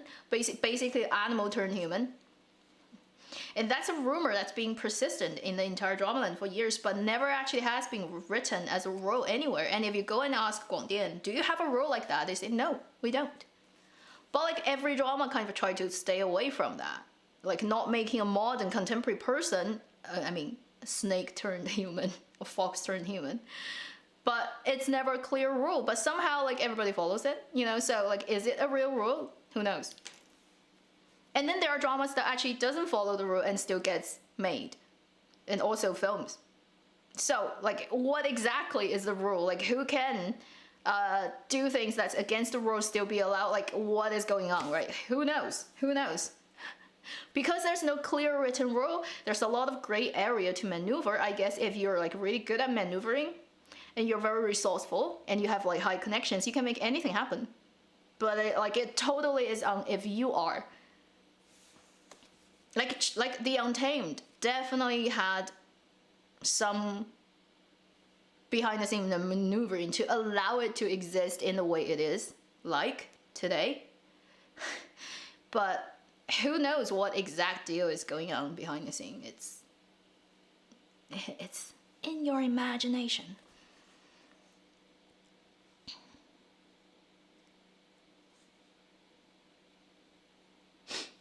Yeah, Dili Robot, she's popular. That's it. She got into a company that is very good at doing marketing, but not very good at doing high quality stuff. Can we say that? Jiaxing's actors are mostly that type of actor who gets into those popular dramas. They have like a lot of resources. I mean, in terms of like Yang Mi type of dramas, like what her career feels like. But in terms of like, if you want to talk about high quality stuff, the sad thing about that is they hardly ever produce any really high quality stuff. They don't produce that themselves. Like they have their actors, actresses associated with them playing other stuff. And or sometimes they would kind of packaging like 8 of their actors and throw them into one production together. Hero, Crouching Tiger hit. Yeah. It's a long time ago. That age is gone. Zhang Yimou has a new film that's gonna come out later this year. It looks really cool. It's a police drama. It's a crime drama. Not drama, film. And it looks gives you the feeling of some old Hong Kong film. That is so just about the story, not about any flashy cinematography stuff. So, because it's by Zhang Yimou, I hope it's a successful one. And, I mean, if he really wants to do a good storytelling, he can. He just hasn't done that for a while.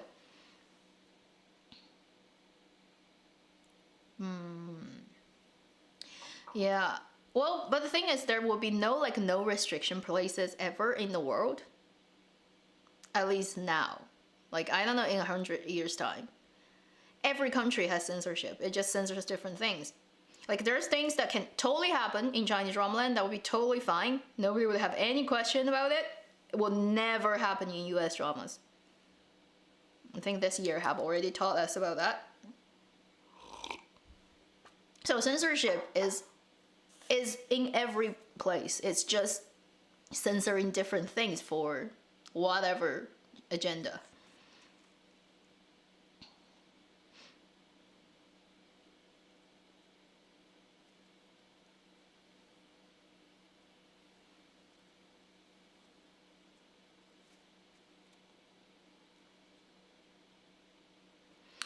Diliraba is being 过度营销, and she's like driven to the limit of human possibility, right? Like she had a record of 4 years not even resting for one day, working, and basically before she got into this company and become a very top first sort of line actress, she had other stuff she did that are very lesser known. She had some films made that's about her original sort of hometowns, legends, and stories, and she acts not even in Mandarin. And there's that that basic feel of the possibility of her as a real serious actress doing proper good work. But the later she went on this road to become more traffic oriented and promoted an idolish sort of artist that right now she basically acts out of habits. There's a lot of 套路, right? And she always ends up with this type of script that, honestly speaking, doesn't challenge any real actors' skills and doesn't really get your career anywhere, and doesn't push your boundaries, doesn't really do anything. It just makes you pretty and gets you money and popularity. Yeah, that's mostly what Jiaxin's artists are like. So I'm really happy that Zhang Yulong did 民国奇谭 this year, my roommate, because it's a very rare chance for him to actually create a character. His previous works are very two-dimensional. He never really thought through or has even the space to think through what he's making. But my roommate does create this very interesting character who is totally different from what he's like in life. Zhang Yunlong is so different from Qiao Si. But I love the fact that he can fool me in the drama to believe that he could be a person like that when in reality he's totally not. That's the cool thing I think about actors, right? But unfortunately, it doesn't happen very often for Jiaxin's signed actors and actresses. They are so just in the genre of romantic fantasy, the 10 Miles, the love designer type of drama that really has no substance in it at all. It just looks good.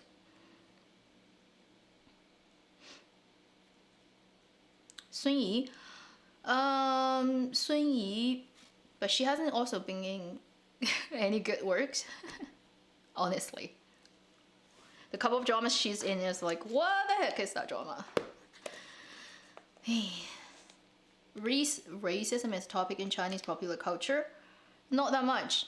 Mostly because China is still very, very mono in terms of racial. Yeah, there are other racist people in China, but compared to a 1.4 billion population that are mostly Asian, Eastern Asian people, unless you live in the top, like Beijing, Shanghai, Guangzhou, that type of city, you are very little exposed to people who look very different from you. So it's not a huge thing in the popular culture. And there's a normally, unfortunately, due to the very successful brainwash the US has done to the entire globe, there is still that tendency of viewing Caucasian white people in a more favored light than even like Chinese people, like Asian people, and then the African people. But it depends on who you are. Like it's very highly specific in terms of like what kind of exposure you've got, what kind of culture you're living, and the friends around you. You know, like so you cannot blanket statement the whole thing. But unfortunately, Asian people have this tendency of liking skins to be really pale. It's not just a Chinese thing, it's a Japanese thing, Korean thing. Like everyone just wants to get paler and paler and paler. Like as white as a bed sheet would be the ideal skin color. And it has nothing to do with like discrimination against like black people. It's just even before Chinese people knew there are white skinned people, it's a culture thing to prefer light skin. So for those very uneducated, very little exposed, and like the dumb people on Weibo, they would really not like people with dark skin and African people. It's just unfortunate, but also it's the aesthetic thing. It's like they just don't think it's pretty. What can we do? And there's a contestant in 创造营三 2020 the talent show that's right now going on Tencent. One of the contestants, Zhong Feifei, she is half Chinese, half I don't know which country, but one of her parents is a black person, origin from Africa, and she gets so much hate on the internet just because of her skin color. It's just so stupid. So you can see there are a lot of dumb people on the internet. And the fact is she's super pretty, and she has like a really high education. She's in whatever, like I can't remember, but she's really impressive.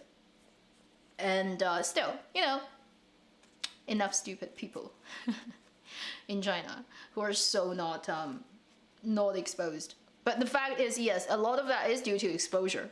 It's people have that discrimination, not discrimination, prejudice, because they are so underexposed, and a lot of their opinions are formed not by their direct experience, but by everything that they've received from second-hand channels.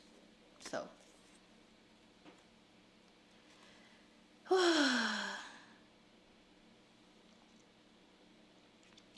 Okay, let's just quickly see if there's anything else, then we can end this. It's already been... When you stream, time just goes by so easily. It's already 1 hour and 44 minutes. It's a film length.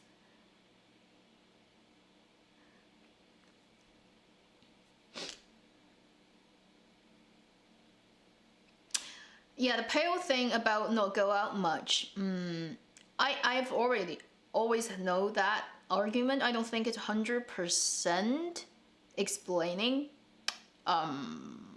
why Asian people particularly like white, paler skin.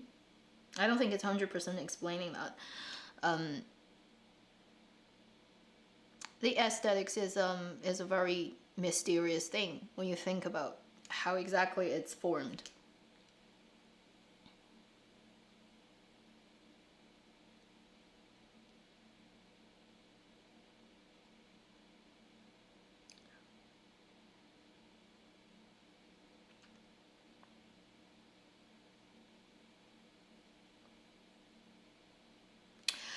I think it might also to do with a very basic, just how eyes perceive things in human. We need contrast. That's realistically speaking. The stronger the contrast, the more stunning something looks to you, right? Like easier for you to see. If you have like really light skin, very dark eyebrow, very red lips, it instantly jumps out. and it also reflects a lot of light. So like within a group, like it pops out. It just happens to be like that. It may have something to do with that type of like very biological level thing. Also, people are more accustomed to what they see when they grow up. If everybody surrounding them are pale skin, they think it looks prettier than other color.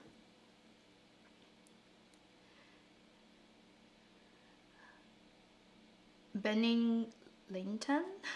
It said, oh, thank me for binge watching Ancient Detectives. You're welcome. I'm happy you like it. I want a second season. Let's all pray for that.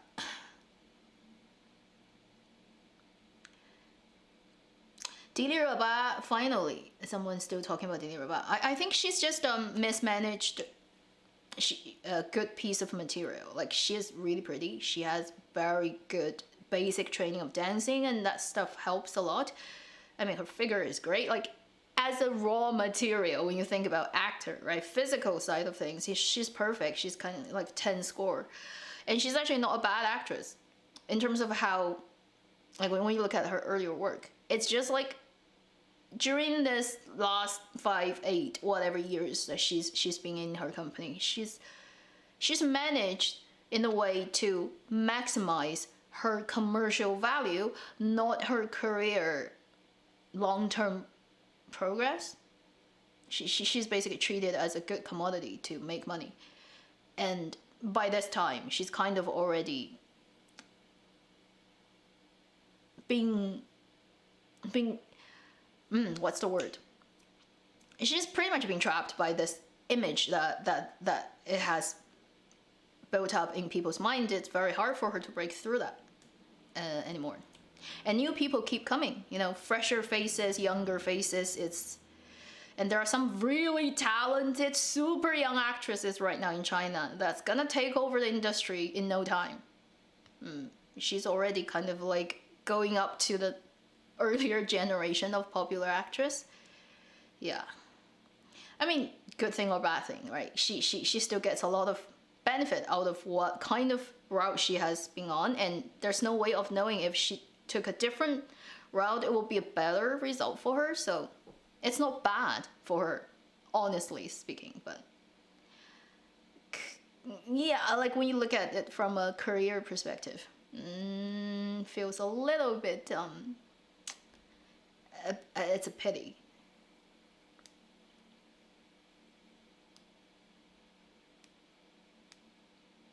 Yeah, she's still in Yangmi's company, I think. I'm not sure how long her contract is. Wu Qian. Wu Qian is good, okay. not like super into her stuff. The Zhao Lusi is the young and rising star of now. I hope his company doesn't screw it up.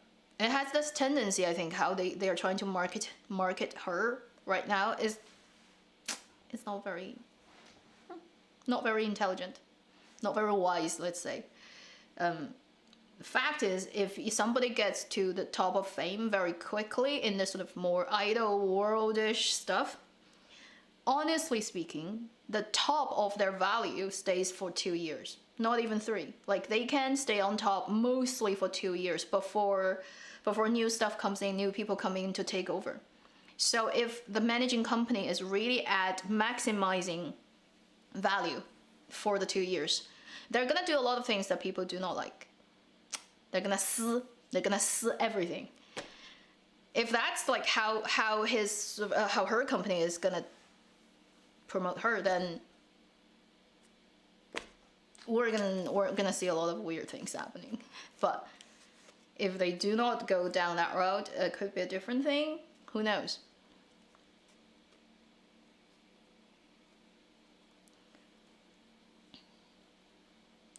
Gong Li, she's too like, she's queen. She doesn't really need to do anything now. If people can like get her into a film, they should thank her.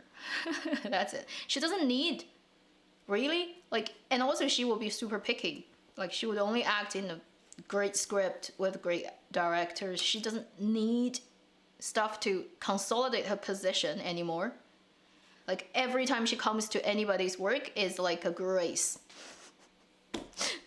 She's a class of her own. So whether she continues to acting anything is like her choice. You know.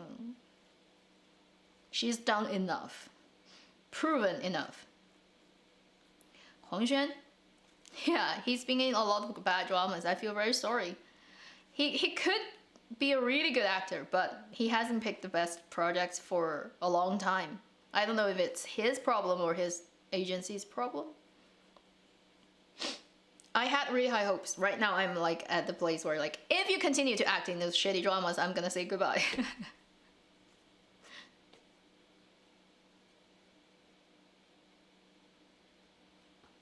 Zhao Lusi is like a very lively girl, very good overall, and in terms of like being a young actress. I just hope her company doesn't screw her up, which is like highly likely to happen, sadly.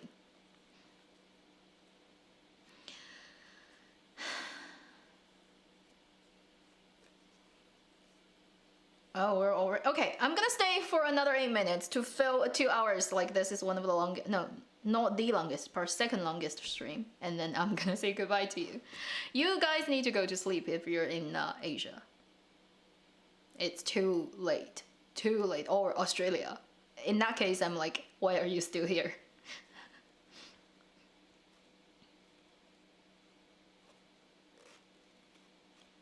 Shen Yue, yeah.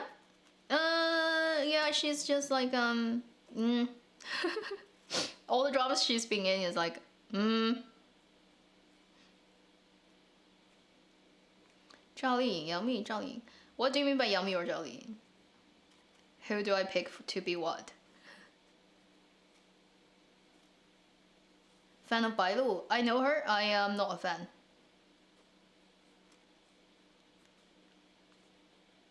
There are very few people in the industry that I would actually be a fan of. And they're mostly very old.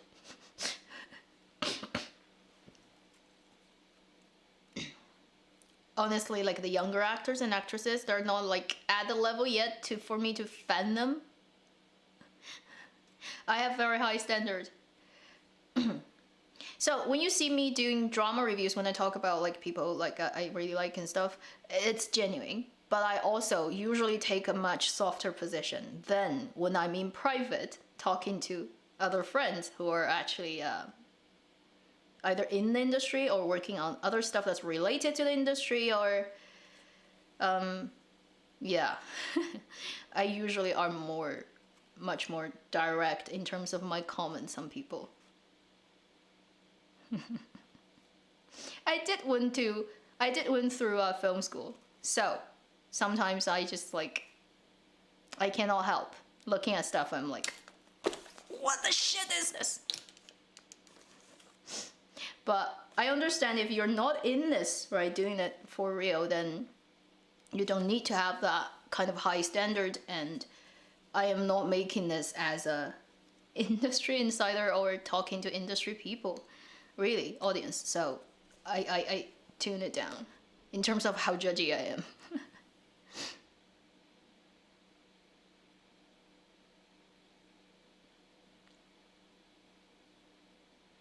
I'm not suffering from allergies. No, not right now.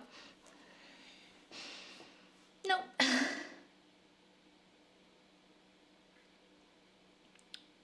Favorite actors.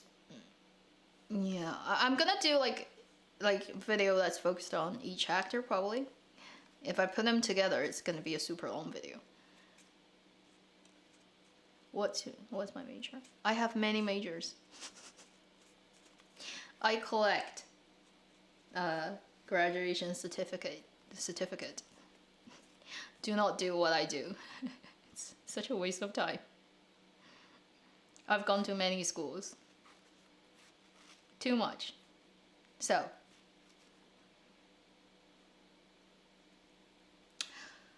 Yang Zi is also in a way mismanaged, but I understand why they're doing it. If they're doing it in a different way, I doubt it's gonna get a better result than what they have right now. a couple of years ago, she is pretty much totally managed by her father. I don't know why. I don't know what is going on now. And they also push her to the 流量小花, the popularity, the traffic, the little flowers type of actress. When she is more solid, she's really equipped. Like she can do like really, really solid acting, but marketing of her is more on the other side that and also she kind of tries to fit into the image of the idol actor type of thing, so she did do a lot of things to her face. If you look at her earlier like years of sitcom, that when she was like what 13 14 years old, and then later like 战长沙, Battle in Changsha, and now the dramas she is in, there's too much has been done to her. I feel like it's really sad that a really talented actress has to do that to herself, so it fits into the very twisted aesthetics currently that people have in the drama land to get roles.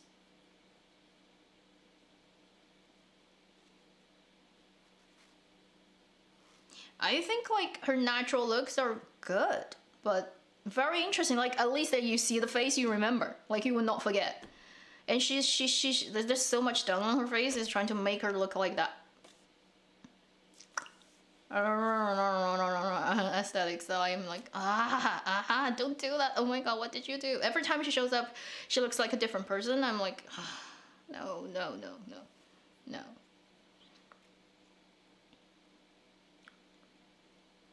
Eventually it's gonna come back and bite her, because all that stuff you've done that's not natural, like in 10 years time, your face is gonna not I can't even imagine. It's just so, is it worth it, really? If you live to 100 years old, right, your life still has like what, 30 years 70 years left. Is it worth it, really?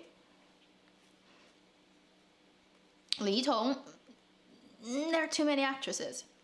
She's okay, but I don't know a lot about her. Seemingly there's always a lot of argument about the stuff her company does, what she does. I don't know. I'm not into gossip.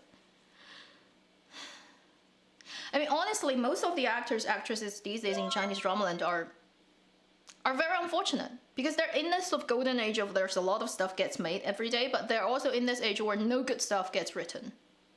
Like a good script comes out like what? Once a year. and it's like, who can ever get it, right? It's like a lottery about who gets a good role. Nobody gets a good role, no matter how good you are. So they're constantly wasting their life on stuff that are pretty shitty and really badly written. But if you don't do that, what else can you do? And if you want to be an actor and actress, you have to stay relevant. So you have to work in the industry. You have to continually work in the industry. You cannot quit, but then at the same time, most of the stuff you produce, you have to recognize is crap.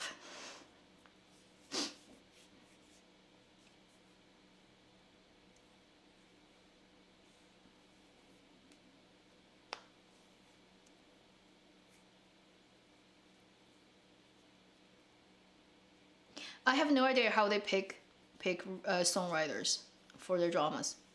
That's not an area I ever got into, so no idea. Mostly, maybe like a long-time producer would have a lot of industry connections. They know who would be the best person to write, and then they have personal good friend relationship with recording studios, with whoever team. Usually it's a personal thing. Like if you worked in the industry for long enough, you would know who is the good person for you to, for your work to get music. So usually it definitely is just a reference system.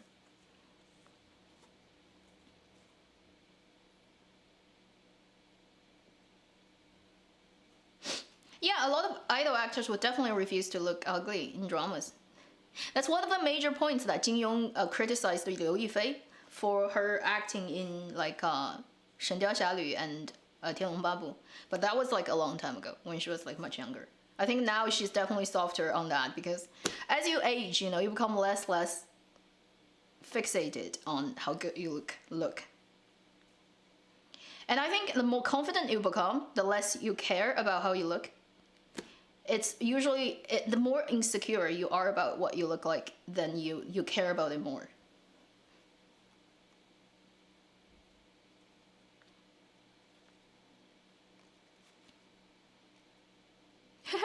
Yeah, Zhou Shen is singing everything. Okay, another 5 minutes, definitely gonna quit. It's already 2 hours. Zhou Shen is really good. Like, he has like one of the best voices. A very unique voice. So they're asking him to sing all kinds of dramas. Like, these days it's Huozun, Zhou Shen. Like, they show up in every period drama that you see. Like, they kind of like took over the entire thing.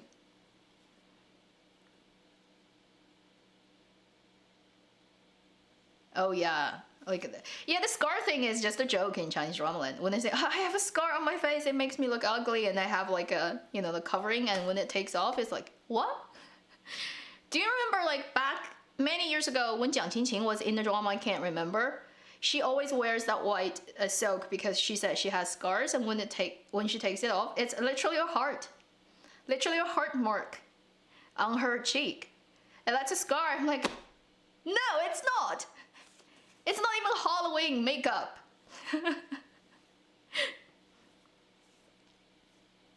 Potential changes. Slowly, I think changes will come, but it will be very slow. That's how naturally things happen, you know. I know a lot of people are suffering a lot, like within the industry themselves. They're like, we get trained for years. We look at like great theatrical plays of the past. They study Shakespeare, they study other stuff, traditional Chinese, whatever. They get trained like properly, a lot of people, and then when they got out, they only get crap stuff to act. So not like the actors are happy with what they get these days. If they're intelligent enough, they can look at a script and say, this doesn't follow logic, that doesn't make sense. My character shouldn't be saying that. What the heck is this? But I've got to eat, so.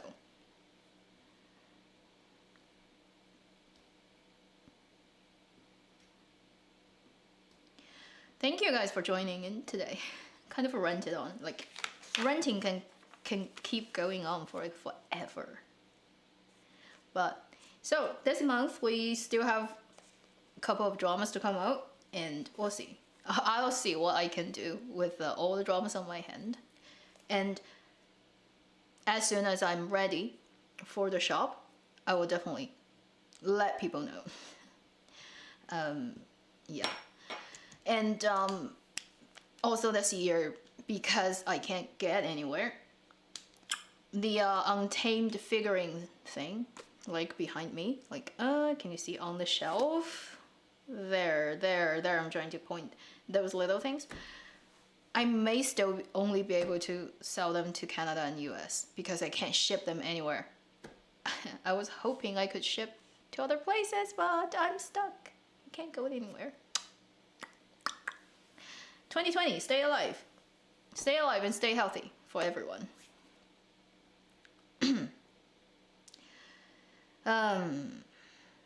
Finally, one final thing. I'm just looking at the comments about acting stuff.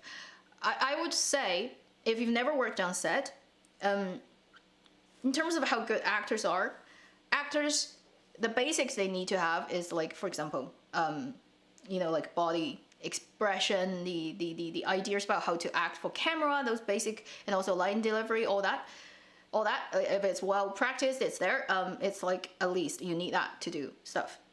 But a lot of times it is due to the director, how they decide to do the scene, how they want the actor to perform. Usually they give out many takes of different types of acting, and it happens in the editing room to pick which one I want for the story. So actors have very little say in terms of the final product. If you've never seen the production process of stuff down, if something is not obviously the actor's fault when you see a drama or film and it's not working very well, the director really needs to take the fall most of the time. So when you say, oh, he's a young actor and he's such a brilliant actor, yes, but you have to say that there definitely is a lot of input from the director if it works really well. Also, if it fails, sometimes it's directors can screw up too. So, especially very young actors, I would refrain from saying it's all due to their talent and their ability. If you have a great director, he can make sure you don't F up, at least. When you look at Nirvana in Fire, it's directed by Kong Sheng and Li Xue, and especially Kong Sheng, the top director of Daylight Entertainment. You understand what I mean is he can adjust and make you like fit into whatever story. And Huang Xiaoming is super unique, right? Like if you've seen Nirvana in Fire 2, you know what I mean is it can be dealt with if the director is a good one. Directors are very important. Okay, so that's the end of this stream. Thank you for joining. Please stay safe, stay healthy, wherever you are. I should see you again in the weekly video on Saturday. Hopefully by